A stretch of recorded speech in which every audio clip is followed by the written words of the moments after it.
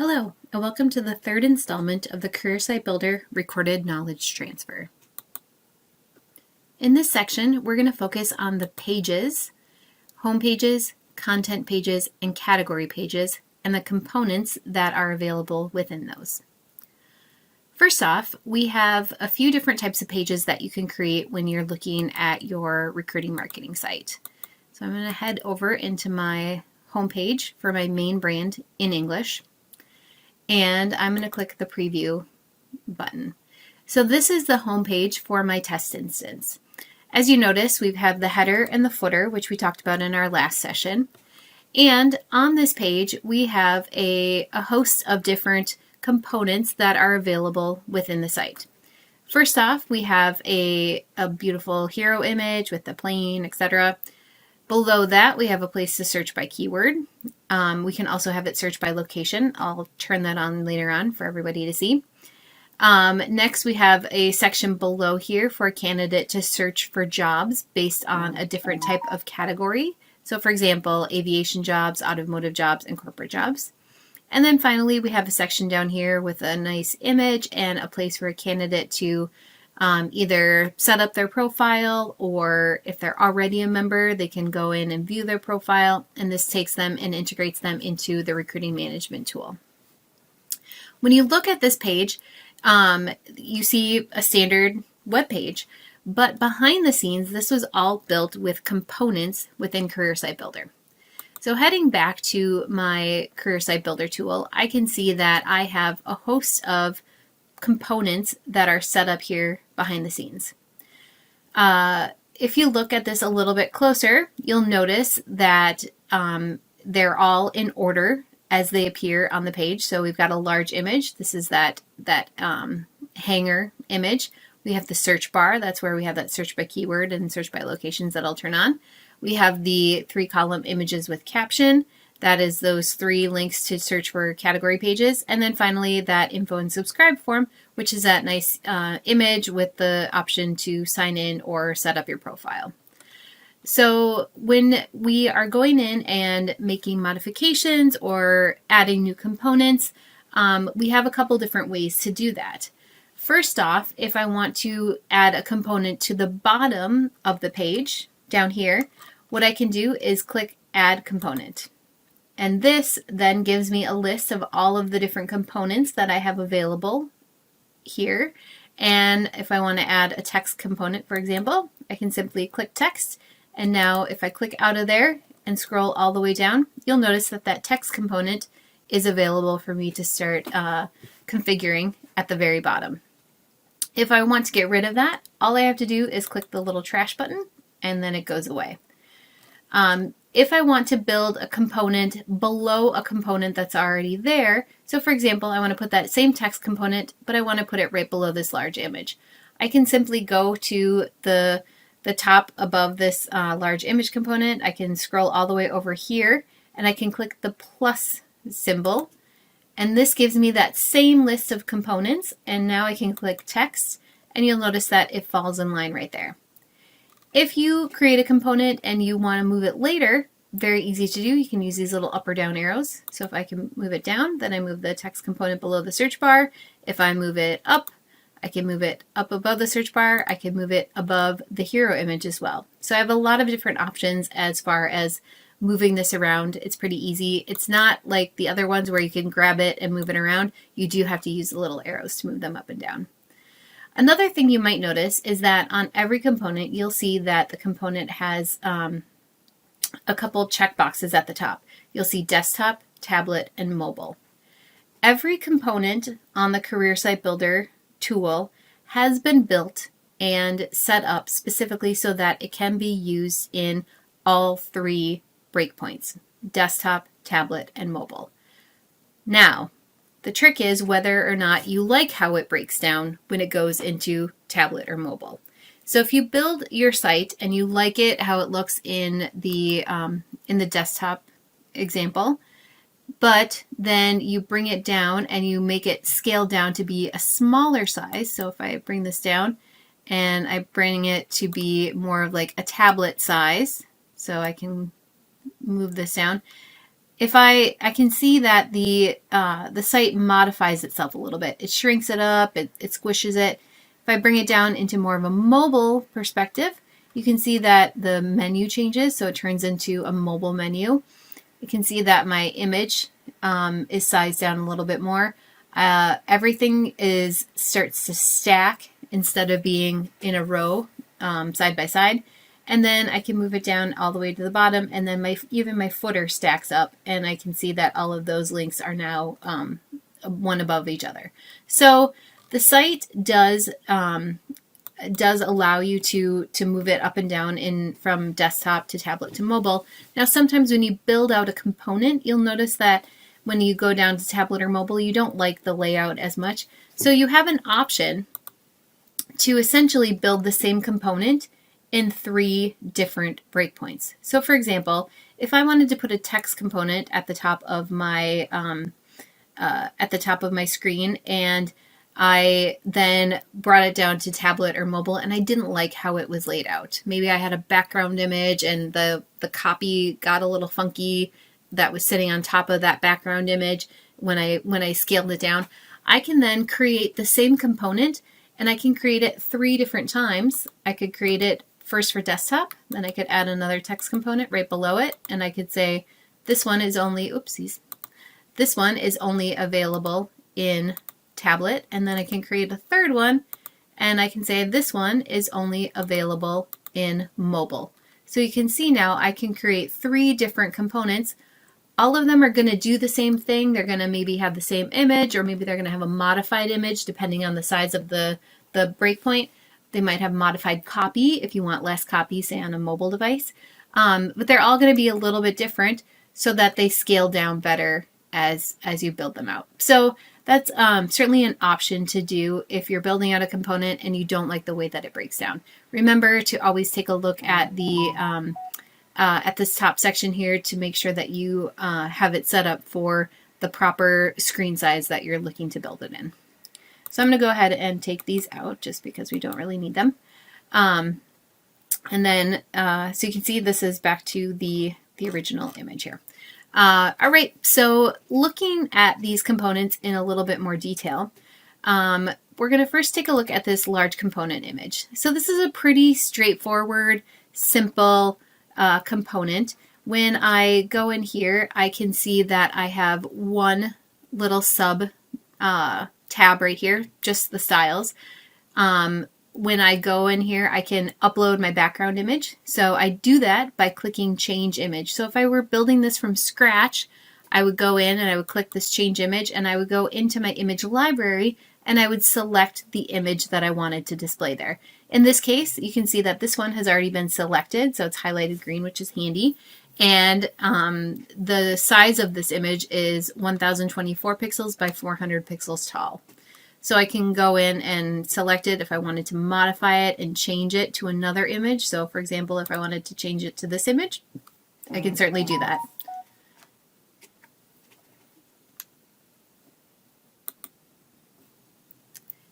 So I've modified my image, and I can take a look at this if I hit preview. And now I can see that the image that I had on there has changed. So now instead of having that larger landscape image of the hangar, now I have a couple gentlemen working on some aviation products. So great new image, and there we are. You'll also notice that you can modify or configure the way that the image is laid out, so the image type. So in this case, we have it stretched. I could have it unmodified, tiled, horizontally scaled, vertically scaled. Depending on the size of the image and the size of the box that you're trying to fit it in, this is where you might want to play around with some of these image types. If you're putting a small image into a larger box, sometimes having it stretched makes the most sense because then you can see the full image in that box. Other times it makes it really pixely, so you want to create a new image and make it larger so that it fits in that size box a little bit better.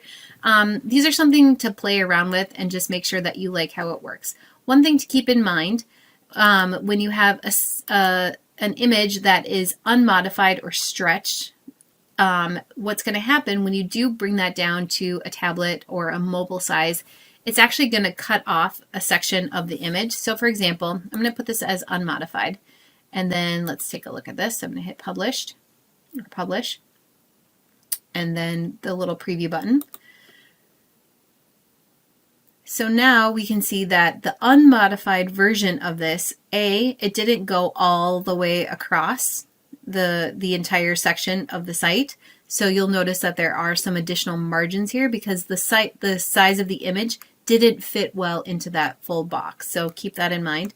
Additionally, if I click this little feature, you can see that now instead of scaling down the image to show the entire image inside of this section, it's actually cutting off part of the image. So now I only see these little, the middle section between the two gentlemen there. So playing around with the way that this image is set up in your system is going to make a big difference as to how it appears when you get there.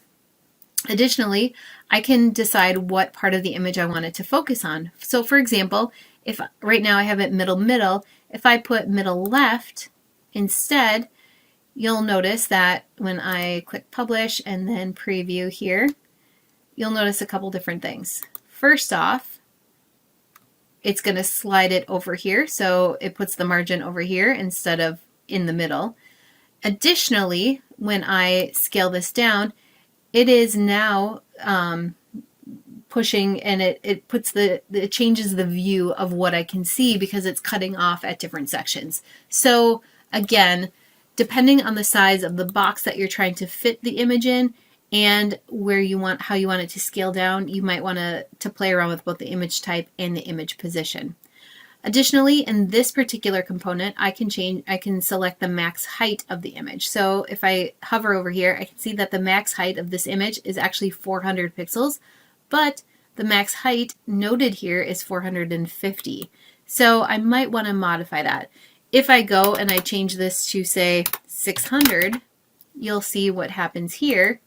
Now all of a sudden I've got extra space above and below because it's trying to fit an image that it's trying to fit 600 pixels, but the image starts off at only 400. So it's giving me those extra padding spaces there. So you can modify and play around with how this is all laid out based on what makes sense for the image that you're using. So I'm going to actually, before we do this, I'm going to go back and I'm going to change this image. So I'm going to go and select my original image, which was the one right below here. Now you'll notice that it was the same size as that original image. So keep that in mind. So I'm going to go back and I'm going to change this back to stretched, middle, and I'm actually going to put this at 400 because I want to have less padding. And I'm going to hit publish and preview. And now I can see that I have everything back the way that it was and the way that I like it from the beginning. So since I have a lot of tabs open here, I'm going to just click that. All right, so moving on. So that is the large image component. One other thing, we have a new feature called Enable Spacing. This allows you to modify the padding outside of the component. To be very honest, this is a brand new solution. It just got published with the release, so I'm still working on playing around with this.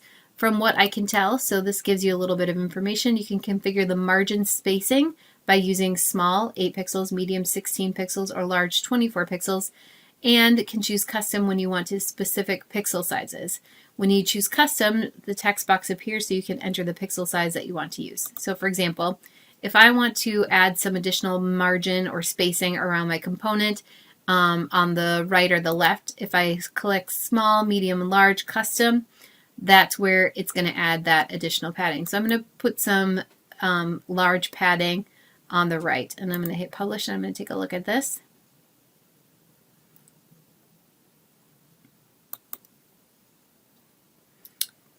And it doesn't look like it made much of a difference. So I might have to play around with this a little bit more. Again, this is still a brand new feature that just came out with this latest release.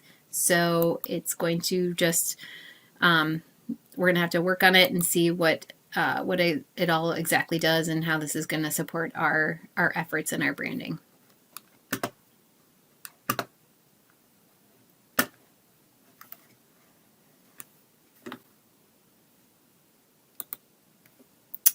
moving on, we're next going to take a look at our search bar. So when I click into here, one thing that you're going to notice is that I actually moved back to a different place within the system. Even though it says home, it's actually now pushed me back to the search section of my appearance, global, and then search. Because this is actually where this information is stored to configure that search bar. One thing to keep in mind is that the search bar is a global component. So if I modify that global component in one place for any of my brands, it's going to be universal. It's going to modify it for all my brands and all my locales. I can't modify that particular component in an individual page on an individual basis. So please keep that in mind as you're looking at that search bar component. And we already talked about that quite a bit in the first session. Next, we move on to the 3 images with caption component. So if I click into there, now you'll notice that this one is quite different than what we saw in that large image component. There's quite a bit more to do when configuring this particular component. We've got column 1, column 2, column 3, styles, and font styles. So in this instance, we have, if we take a look at this, how this is laid out on the page again, we've got 3 columns, as the name states, 3-column component. And in here we've got an image, and we've also got some copy below it. So here I can see that my, this is where I set up those 3 individual images. So column 1, column 2, column 3. So here's that first image. And then here is what is called the header text. Even though this falls below, it's still the header text because there is a place to put some additional body text right here. So if I wanted to add some text right there, I could go ahead and grab some standard text that I'm going to pop in there, and I can put it in there. And then let's take a look and see what happens. So now I still have my image, I still have my header, but now I also have some additional text that's below there. So I could put some additional text below all of these. Now, if I wanted to change a few things about how that is laid out, I could additionally go into my styles section and I could change how that looks and what the background colors are, for example. So right now we have the body background as transparent, so I could actually change that to a light gray color. The body text is that dark color. That was our kind of our default. The header background is this lighter transparency gray color. And then our link is, of course, that turquoise. And in this particular instance, you can modify the color of the hyperlink. So keep that in mind. It's not always possible, but in some of the different components it is. So if I were to take a look at how this looks now, I could see that now instead of having a white background behind that copy, I now have a gray background behind that copy. So there's a lot of different things that you can do when you're modifying this. Additionally, I can modify the font style, so the body font. So if I wanted to change the font in the actual the copy, I can change that to say, we'll put it in Comic Sans, and then we'll keep the link font as Arial. We don't see that anyway. The body copy font size is 14, and then the link font size is 16. So let's take a look at that. And now we can see that the font here has been changed in the copy, but not in the header. So there are some different things that you can do to modify how that's laid out. So I'm just going to go ahead and change that back to Arial, and I'm going to change my body background back to transparent because that's what it was at before. And then back here, I'm going to take this out because I'm just going to back out of all of the changes that I made. So if I delete that, and then I'm just going to publish that so that we go back to the beginning. But you can see that by modifying those different aspects of the page, you can modify that. One other thing that header text, typically with all headers, you can modify the font.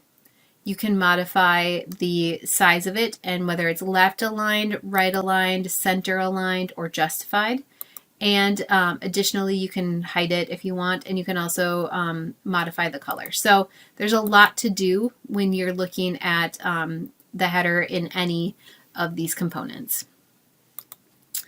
And then finally, we have an info and subscribe form.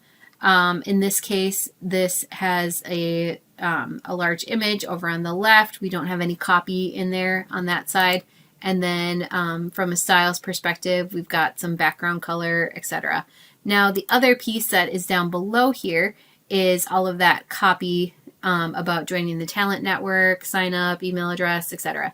So a lot of this is standard copy that's pre-written in the site, so it's already in there.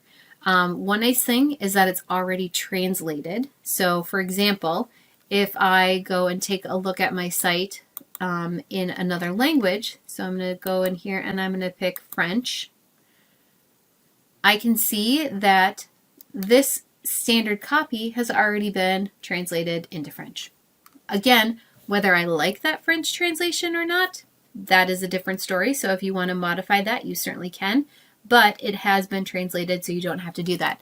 Same with the information on the search bar. So search by keyword and search by location, more options, search jobs, clear, all of that has been pre-translated for you. So that's already been done, which is really nice. Now, again, if there is a translation that I don't like, so for example, right here it says join our talent network and it's in all caps. That's the default value, is having it in all caps. If having something in all caps is not a part of my branding guidelines, I can change this and make this leading caps. So I could say join our talent network. Click save. And now if I go ahead and look at my site, I can see now it's not in all caps anymore. Now it's all in leading caps. So if you ever want to make any translations, sometimes the translations are available right on the actual component, and sometimes they're available in the translation section. So if I pop back here and go into my tools, translations, you'll see that this is where all of those standard pieces of copy are housed. If I go in and I hit this drop down, I can add in Mexico Spanish and I can add in French Canadian. So you'll see that they've been translated already into those different languages. Now, if I wanted to find something that I've already translated or to see where something is, there's an easy way to do it by using the resource key. So I'm just going to type in talent network. And you can see down here, this is one that I have modified. And it's probably a little tricky to see, but you can notice that instead of being this gray font here, it's actually now a dark black font. And so it's a little bit easier to notice if there's a change that's been made. So I can go in here and I can see that this has been made. So I might want to make that same change in my translations when I'm setting this up for my customer. Make sure that they get that translated, or if you're making modifications, make sure you go back to your translation company or your internal employees that can make that translation and get that so that you can make that translation across the board. All right, going back to my homepage, I'm going to go in and I'm actually going to pop into my Spanish homepage. So you'll notice that I haven't made any changes in here, but at this point I want to go in and make sure that this page has been set up so it matches the English page or the English page. The way that I'm going to do that is I'm going to actually go in and I'm going to go back to my main brand, click home. So now I'm back in my English homepage, and I'm going to go to this little cog that's up here where it says page options. And here I'm going to go ahead and I'm going to duplicate this page. So what I do is I click duplicate page. I select my new locale. So I want this to be in Spanish, and I want this to be brand 1 because I want this main brand because that's the brand that I'm working in. And now I'm going to click save. And yes, I want to overwrite it. So I'm going to click confirm. And now you can see that when I go into my Spanish homepage, all of the same components are there and they're ready for me to go in and modify. If I need to modify some text, I can click into this individual component and I could put in the translation of aviation jobs into Spanish or corporate jobs or whatever my translations happen to be. So that's how you would go ahead and do that. Moving on, we have content pages. Content pages are essentially the same as home pages. They are a blank page. You can style them. You can do whatever you want to do on those pages and move forward. So if I go into my English main brand, I've got some different pages already set up. So if I go into diversity, for example, I can see that I have a large image, a text component, and that's all there. So if I take a look at what this looks like from here, I'm just going to get rid of some of these other tabs up here. So I have a large image and then I have some information about diversity at my company. So if I want to make any modifications, for example, I want to change the text. I want to add in a host of additional text here. So I'm going to pop my additional text in here, and this is just gibberish lorem ipsum copy. But now I can publish that and I can take a look at how that looks. And let's pop back in there. Interesting. Popping back to my home page. So let's go back to my content page, diversity, and preview. So now I can see that I have some additional copy down there. If I want to duplicate this page for another one of my locales, I'm going to follow the same steps that I did when I duplicated the home page. I'm going to click duplicate page. I'm going to create my title, select my language, select my brand, and click save. And that's going to create a duplicate of my diversity page. Finally, we have category pages. Category pages are those pages that are set up to allow us to search for different types of jobs within our site. So in this example, I have aviation jobs, automotive jobs, and corporate jobs. These are ones that have already been built out for me. If I want to go and preview the page, I can click on this little link symbol right there, and I can view the category page, because you'll notice that there isn't a preview option up here. If I want to modify the page, I can click on Edit Category Page. I also have a delete option. If I click on delete, don't worry, it's going to give you an option to say, are you sure you want to delete this? And I'm going to say no because I don't. But you can delete them from here as well, but wouldn't recommend it. If I go in and edit my category page, you can see that at the top of here, I have some components here. I have an image component, or actually a text component that is an image, and then I have a text component.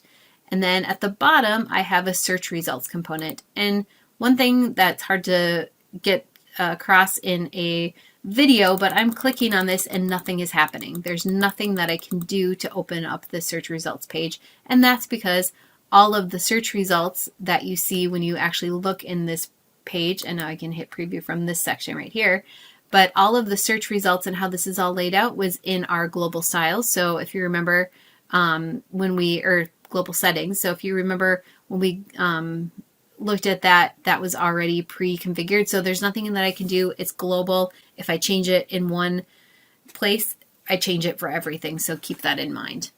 But I was able to put in my hero image and some copy about aviation jobs.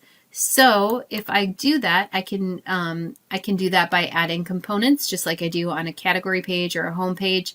One thing you'll notice that I did is I have two text components, one on top of the other. Sometimes that gets a little confusing, and especially if you've got text component piled on top of one another.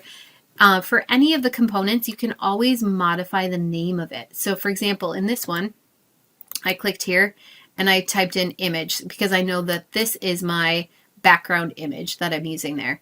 And this I could call my hero text. So if it makes it easier to name the different components so that you know which one you're clicking into before you click it, that's a great tool to use. The other thing that I can do when I'm modifying one of these pages is I can modify the rules. So in this instance, I have a little star right here in the keyword section, and that means that it's just pulling in every single job. If I wanted to go in and only pull in a certain type of jobs from different departments, I can click on department, and I can see that at this point I only have one job over here, so the only department that has actually synced over is engineering. So I could select engineering, I could search, and I can see that there's my one job, and then I could actually save that. So I'm going to save that, and now when I go into my category page, even though it's really not going to change all that much because the same job is still available, but now that's from a rule that's specifically selecting that engineering job. So there's different ways to do it. If my rule isn't working out exactly how I wanted it to, I can also click Advanced Rule.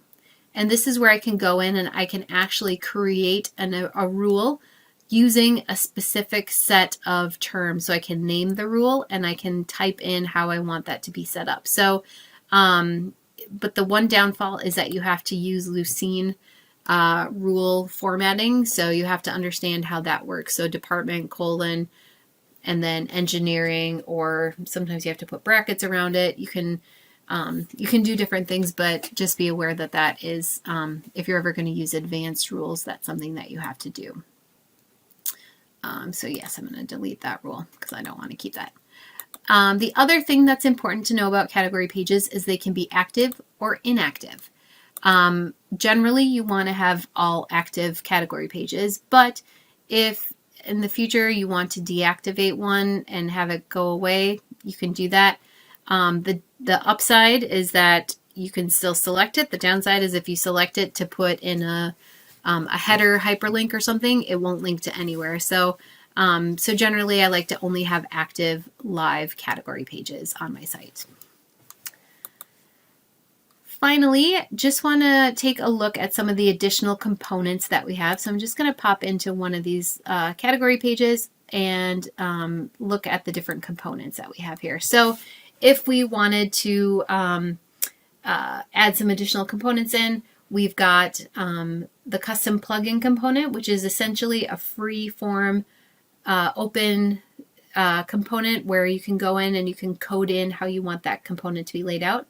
We also have featured jobs, so this allows you to lay out all of the different category pages that you have available.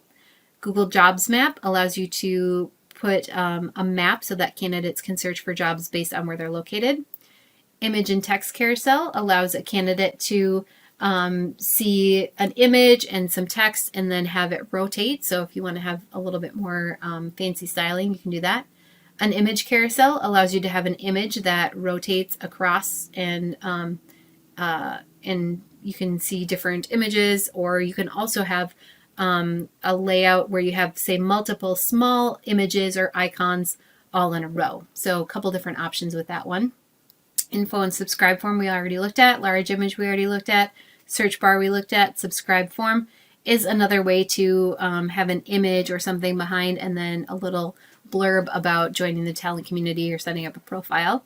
Text is a pretty versatile option. This allows you to put a background image, put some text in there.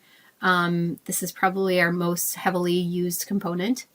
3-column images with caption we already looked at.